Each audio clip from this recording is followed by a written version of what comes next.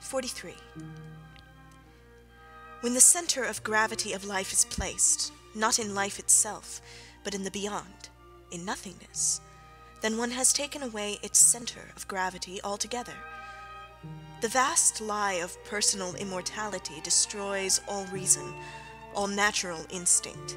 Henceforth, everything in the instincts that is beneficial, that fosters life and that safeguards the future is a cause of suspicion. So to live that life no longer has any meaning. This is now the meaning of life. Why be public-spirited? Why take any pride in descent and forefathers?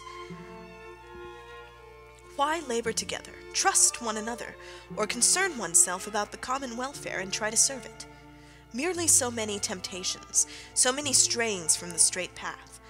One thing only is necessary, that every man, because he has an immortal soul, is as good as every other man.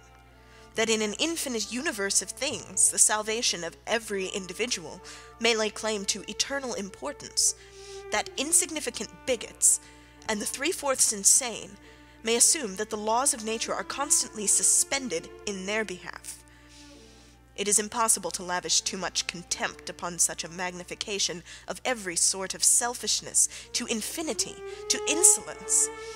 And yet Christianity has to thank precisely this miserable flattery of personal vanity for its triumph.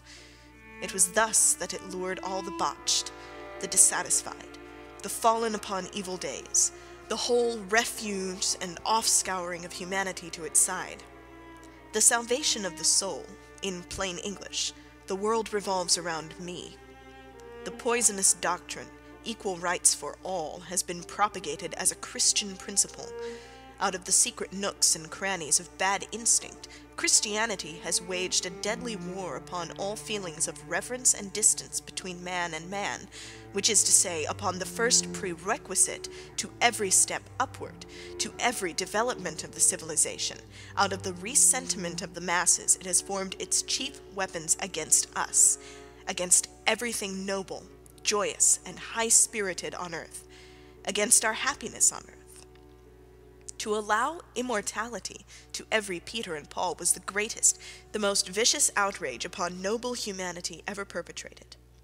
And let us not underestimate the fatal influence that Christianity has had even upon politics.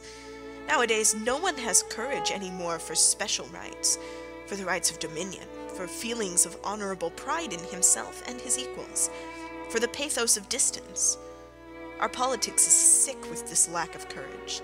The aristocratic attitude of mind has been undermined by the lie of the equality of souls, and if belief in the privileges of the majority makes, and will continue to make, revolutions, it is Christianity, let us not doubt, and Christian valuations which convert every revolution into a carnival of blood and crime. Christianity is a revolt of all creatures that creep upon the ground against everything that is lofty, the gospel of the lowly lowers.